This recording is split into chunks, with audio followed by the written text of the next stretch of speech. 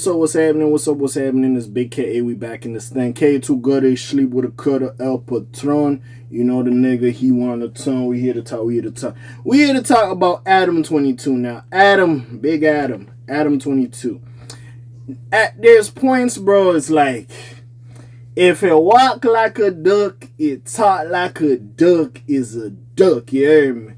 You get to the point, you just look at him, bro. You really just look at him, and he's just doing too much at some fucking point. And we just gotta discuss and talk about it. Now, what's up? What's happening? This K.A. I'm gonna go on a little rant real quick. So I'm gonna get the subscribe, do all that shit. I'm gonna get that out of the way. If you have not heard, there was Pop Smoke's alleged killer or person involved in the home invasion that took the life of Pop Smoke has got out of jail, and he's doing a little press or whatever have you. So he did the interview with Adam22, and he is under fire from Pop Smoke fans after interviewing the killer. And this is my thing, right? Because I kind of have two perspectives. I have both sides of the little situation that I want to discuss and talk about.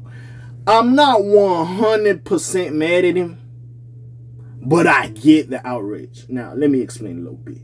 Now, I'm not really going to talk about the interview because, number one, I don't care, and I don't think we should champion the interview in general. Now, as you see on this page, if you have watched my content, I talk about it all. I talk about the little gossip. I talk about what niggas is beefing with who. I talk about the diss tracks niggas have against each other. I talk about rappers passing away. I talk about rappers' court cases and arrests they might get, domestic violence, or allegations they have against them. I kind of talk about it all. I did do a video about Pop Smoke's alleged killer or a person involved in that getting arrested. I also talked about the person who is on trial. And you could tell in the interview, the person was being a little coy and not really giving it up and saying as much as he could, because there's a case against, I don't know if he still associates with that person that is getting tried as an adult. He did not get it tried as an adult. He got life in juvie, which how it works is, I think he was like, what, 16, 15 at the time that shit happened. He got life in juvie, basically. He did all the time in juvie until he's an adult, to the point he became like 21, and then they let his ass out. By the way, the motherfucker's name is Rockstar, right? Or he goes, sorry, Blockstar. He goes by Blockstar. Sorry about that. Now, with that being said, right, I cover everything. Did I do a video about him getting out? Yes. But imagine the fact, and again, I don't know 100% know if Adam paid him, but if Adam did pay him and to do this interview, it's crazy. Now, yes, I'm bringing light to it, but I'm not sitting down with some of these people's alleged killers or the people that actually were involved in the person's death and interviewing him like, oh, so why did you go after him? That is crazy. We did see Wack 100, who also appears on No Jumper, try to bail out K.A.Vuitton and probably do an interview with him, ask him certain questions, yada, yada, yada.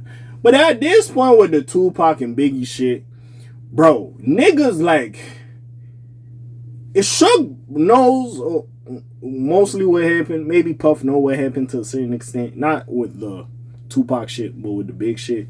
Keefy might know something. I'm not going to say Keefy don't know nothing. And hey, I wouldn't be surprised he would be a little bit more sincere. Sorry, I'm a little itchy. A little bit more sincere to give it up on Wack's platform after he bailed him out. But at this point, it really ain't going to change. Nigga, it's been 26 years. Like, at this point, the shit with Adam22, it have repercussions for the man, even though I don't fuck with him because he took Pop Smoke, and rest in peace Pop Smoke. That person's trial, number one, and number two, like, it doesn't help the family. It doesn't really help the family. See, this is what happens, right? And this is where it comes where it's like, oh, Adam just chases views. He's not from the culture. And yes, he is Caucasian, but again, you could be for the culture and you're Caucasian. And what is it? He does not give a fuck. Now, it does seem a lot, it doesn't have no tact. The way he went about it, especially if he did pay him. Wrong. I don't know why you paid him. Wrong, number one.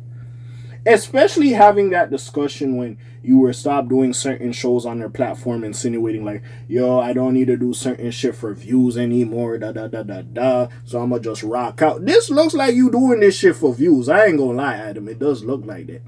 I cannot be mad at any criticism and critique you get from other platforms like the Joe Budden podcast, because you're doing some fuck shit, bro. Like, I can't really defend him. Now, let me...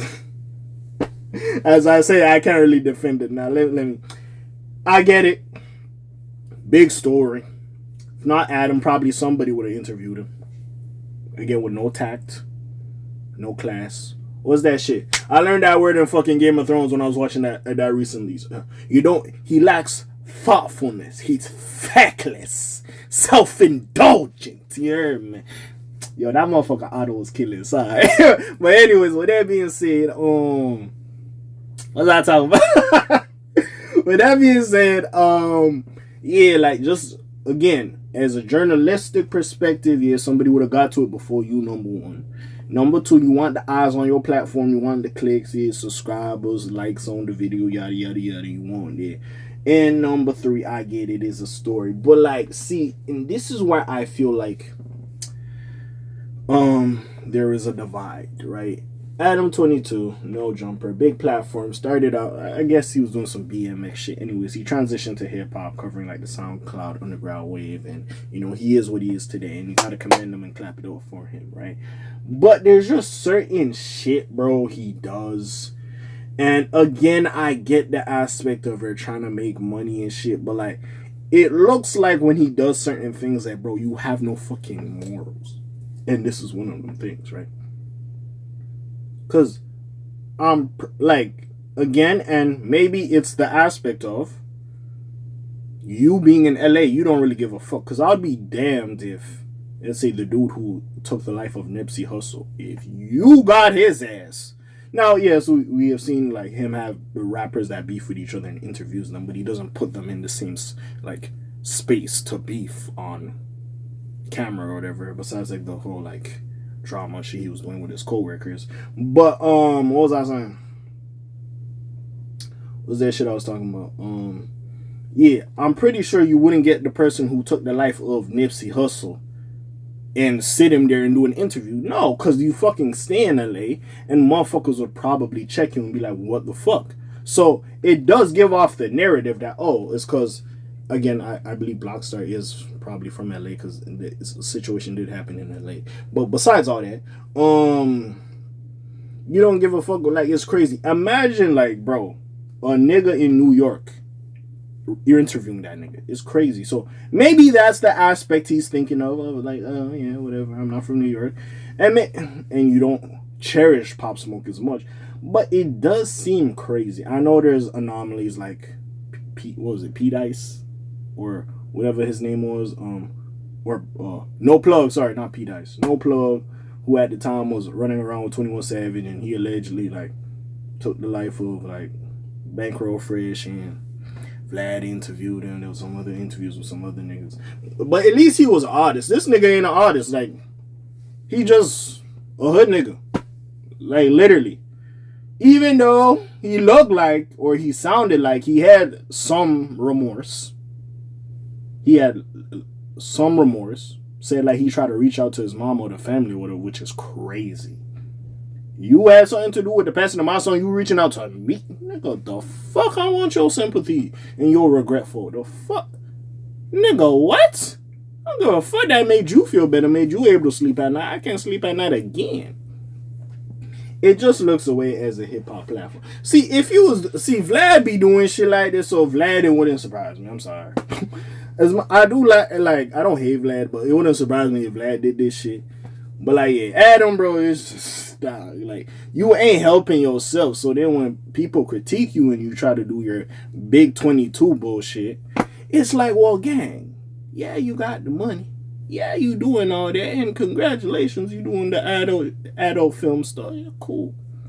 But my nigga, if we just sitting down and having a conversation, it don't look like you got morals at the end of the day. Like, what is your morals? And it just goes back to that.